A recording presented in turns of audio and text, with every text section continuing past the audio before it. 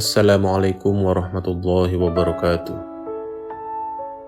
Penyakit adalah ujian dari Allah Subhanahu wa Ta'ala. Ternyata di balik sakit dan penyakit terkandung hikmah yang jarang diketahui orang. Bahkan hadis Nabi Muhammad SAW menyebutkan bahwa sakit dapat membersihkan dosa dan kesalahan.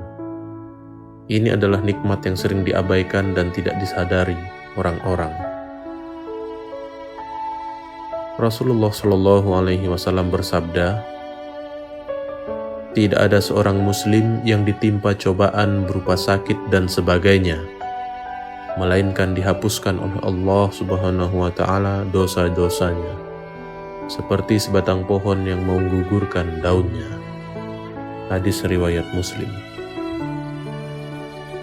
Hadis ini mengajarkan bahwa kesalahan atau dosa seseorang yang tengah sakit dihapus Allah Subhanahu wa Ta'ala. Ini menjadi semangat bagi kita semua untuk tidak mengeluh terhadap penyakit yang kita derita dan menerima segala sesuatu yang telah digariskan oleh Allah Subhanahu wa Ta'ala.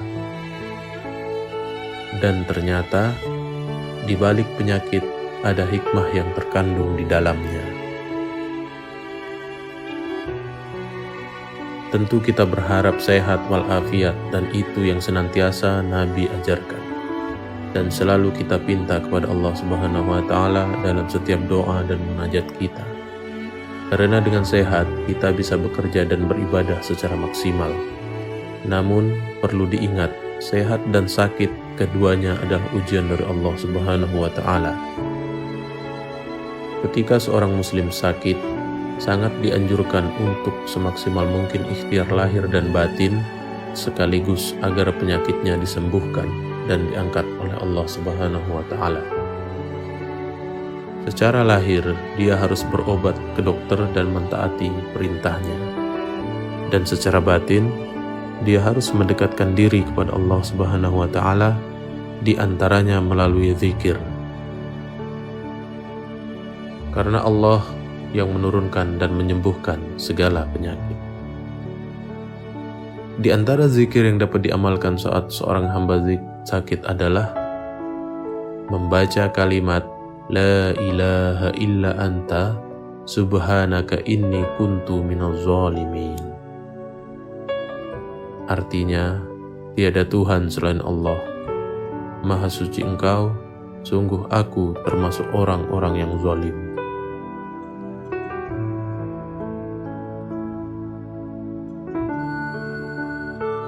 Nabi Muhammad SAW bersabda,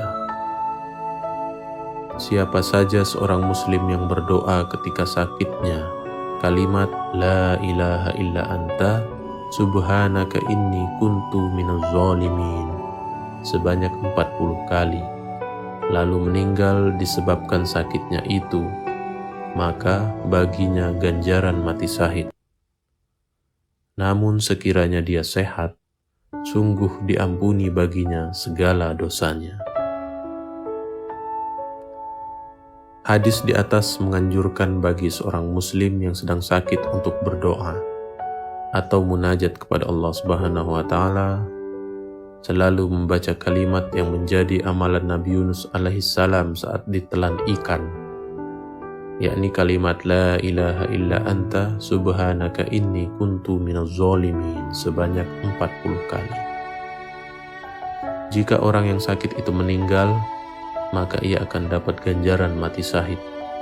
Namun jika ia sehat, maka ia akan mendapatkan ganjaran berupa ampunan atas segala dosa-dosanya. Ampunan atas segala dosa merupakan anugerah dari Allah Subhanahu wa Ta'ala yang tak terkira. Karena dosa adalah kotoran yang membuat hidup seseorang tersiksa. Karena dosa hidup sang pendosa jauh dari kedamaian dan ketentraman. Rezekinya sulit, malas bekerja dan beribadah. Juga karena dosa pula seseorang itu berbuat dosa dan jauh dari Allah Subhanahu wa Ta'ala. Zikir lain yang dapat diamalkan orang sakit yaitu membaca surat Al-Ikhlas 100 kali. Nabi Muhammad SAW bersabda, barang siapa membaca surat Qul huwallahu ahad pada sakit yang membawa kepada kematiannya, niscaya dia tidak akan mendapati fitnah dalam kuburnya, aman dari himpitan siksa kubur, dan pada hari kiamat para malaikat akan membawanya dengan sayap-sayapnya melalui titian Siratul Mustaqim sampai ke dalam surga. Hadis riwayat At-Tabarani. Hadis ini mengajarkan fadilah orang sakit membaca surat Al-Ikhlas.